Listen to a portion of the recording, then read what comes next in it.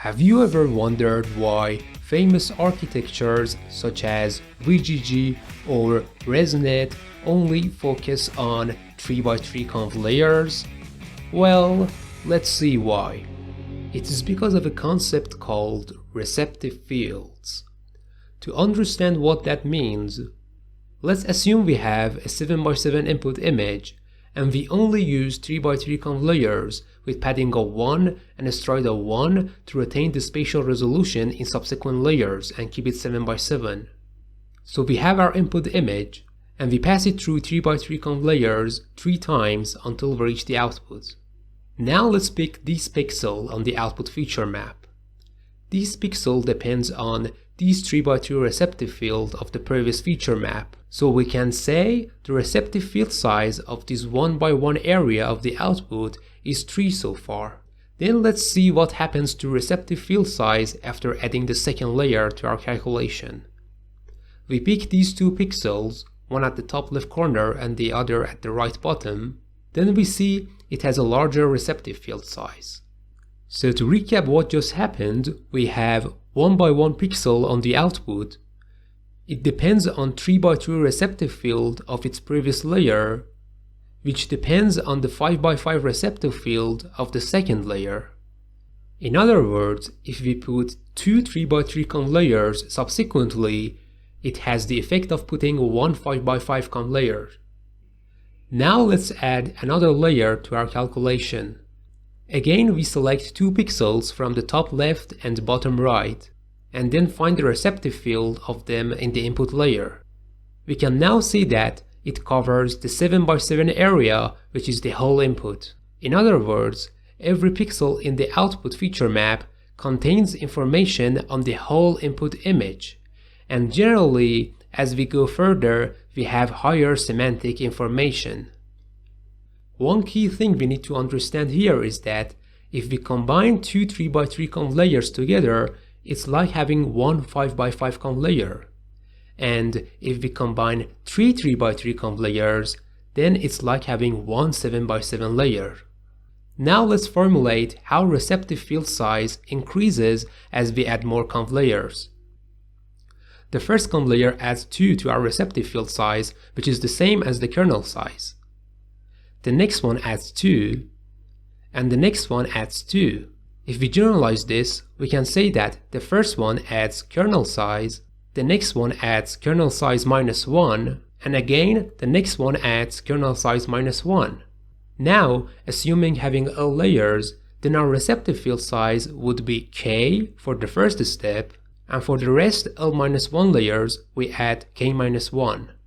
And we can simplify the formula and write this formula instead. But we have a problem now. Having only 3x3 conv layers means our neural network should have hundreds of layers. To give you an example, if the input size is 224 by 224 and the kernel size is 3, based on the formula we can write this, and we see that L is approximately 112.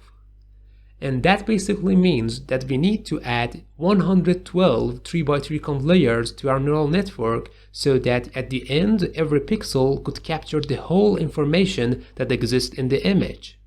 And that's the reason why we use max pooling.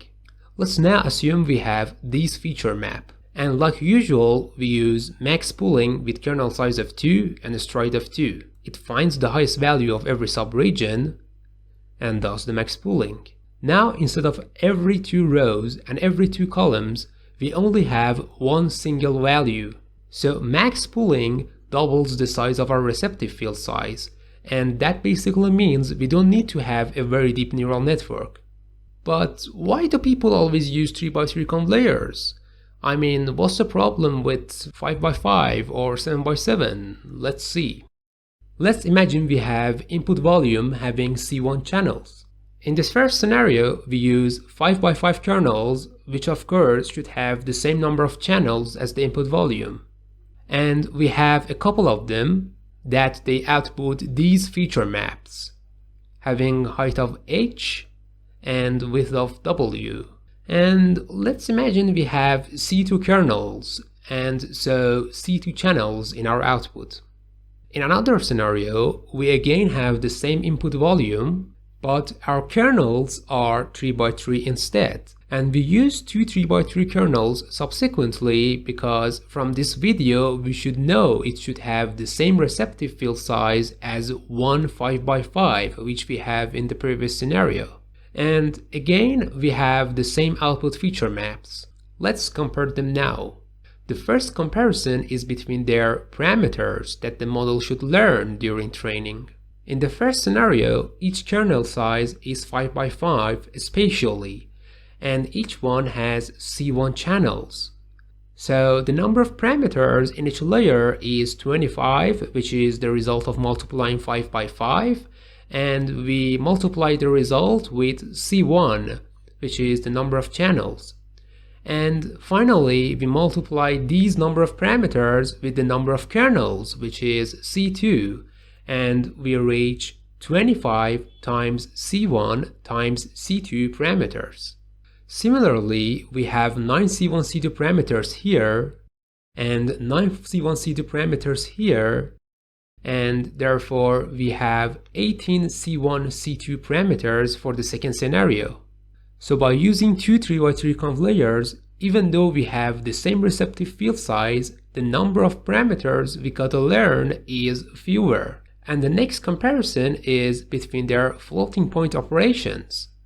For computing it, we say we have h times w pixels in every feature map. And we have C2 feature maps, so we have C2 times h times w pixels.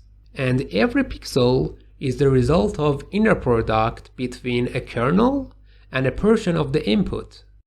And our kernel has 25 C1 parameters. So in the first scenario, we have to compute 25 C1 C2 HW floating point operations. And similarly, for the second scenario, it is 18 C1 C2 HW operations, which is again fewer.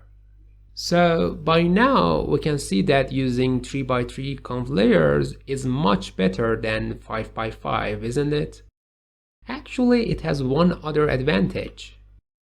The final advantage of using 3x3 conv layers instead of 5x5 is that between 3x3 conv layers, we can use activation maps, which adds more nonlinearity to our model.